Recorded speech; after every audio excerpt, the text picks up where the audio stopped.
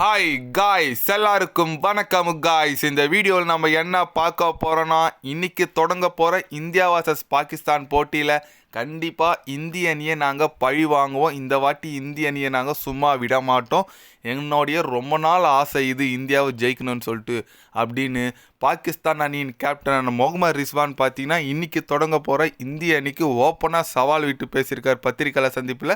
அவர் என்ன பேசினார், ஏது பேசினார் சொல்லிட்டு வீடியோவில் டீட்டெயில்டாக பார்க்கலாம். அதுக்கு முன்னே நீங்கள் நம்ம சேனலுக்கு புதுசாக வந்திருந்தீங்கன்னா ஒரே ஒரு சப்ஸ்கிரைப் மட்டும் பண்ணிட்டு வாங்க, வீடியோக்குள்ளே போகலாம். ஆமாங்க, இந்தியா vs பாகிஸ்தான் எல்லாருமே எதிர்பார்த்துட்டு இருந்த போட்டி இன்னைக்கு தொடங்க போகுதுங்க. அது குறித்து முகமது ரிஸ்வான் என்ன சொன்னாருன்னு கேட்டிங்கன்னா, இந்த போட்டிக்கோசரம் தான் நான் காத்துட்டு இருக்கேன். கண்டிப்பாக இந்த போட்டி நாங்கள் வெற்றி பெற்று ஆக வேண்டிய சுச்சுவேஷனுக்கு வந்திருக்கோம். இதில் வெற்றி பெற்றால் மட்டும்தான் நாங்கள் இந்த தொடரில் நீடிக்க முடியும். இந்திய அணி உண்மையாக ஒரு வலுவான அணியாக இருக்காங்க. இருந்தாலும் ஒரு கஷ்டம் என்னென்னா, எங்கள் நாட்டுக்கு வந்து அவங்க விளையாட மாட்டேன்னு சொன்னது இன்னும் கூட எனக்கு ரொம்ப கஷ்டமாக இருக்குது. இருக்கட்டும், நாங்கள் கண்டிப்பாக இந்திய அணியை இந்த போட்டியில் வீழ்த்தி எங்கள் ரசிகருக்கு நாங்கள் ட்ரீட் தருவோம். அது மட்டும் இல்லாமல் இந்திய அணி எவ்வளோ பெரிய அணியனாக இருக்கட்டும், நாங்கள் இந்த போட்டி கட்டாயம் வெற்றி பெற்று தீருவோம் அப்படின்னு சொல்லிட்டு முகமது ரிஸ்வான் பார்த்தீங்கன்னா ஓப்பனாகவே பேசியிருக்காருங்க. இந்திய அணியை இந்த போட்டி கட்டாயம் வெற்றி பெற்று ஆக வேண்டிய சுச்சுவேஷனில் இருக்கும், நாங்கள் வெற்றி பெறுவோம் அப்படின்னு சொல்லிட்டு ஓப்பனாக பேசியிருக்காருன்னு சொல்லலாம். ஓகே, நீங்கள் வெற்றி பெறணும், ஓகே இல்லை, அதெல்லாம் கரெக்டு தாங்க. இருந்தாலும் நாங்கள் சும்மா விளையாடுறதுக்கு வரல, நாங்களும் வெற்றி பெற தான் வந்திருக்கோன்னு சொல்லிட்டு இந்தியா இன்னைக்கு காட்டியாக வேண்டுங்க. ஏன்னா பாகிஸ்தான் பார்த்தீங்கன்னா ஒரு எப்படி சொல்லுது, ஒரு வெயிட்டான அணின்னு சொல்ல முடியல, ரொம்ப சொதப்பலான அணின்னு சொல்ல முடியல, ஆவரேஜாக இருக்காங்க. பேட்டிங் பார்த்தீங்கன்னா ரொம்ப ஒஸ்ட்டாக இருக்குங்க. யாருமே எக்ஸ்பீரியன்ஸான பிளேயர் இல்லை. ஒரு பிளேயரை பார்த்தா பயம் வரும்னு சொன்னால் அதில் யாருமே கிடையாது. போலிங்கில் பார்த்தீங்கன்னா ஷாஹின் அஃப்ரிடி எல்லாம் இருக்காங்க, நிஷம் ஷாலாம் இருக்கார். பட் என்ன பிரயோஜனம், ஒன்றுமே பிரயோஜனம் இல்லாத மாதிரி தான் இருக்குது.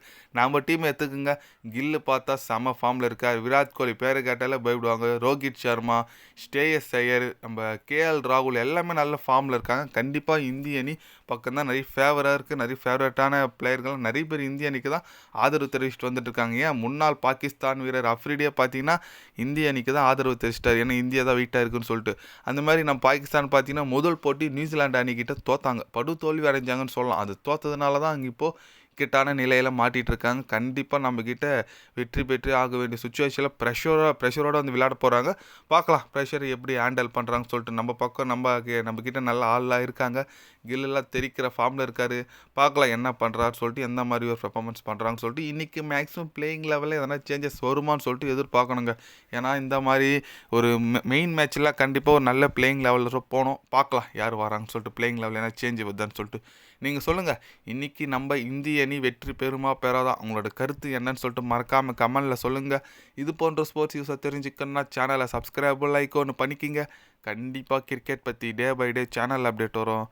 மறக்காமல் சப்ஸ்கிரைப் மட்டும் கொஞ்சம் பண்ணி வச்சுக்கோங்க. நன்றி, வணக்கம்.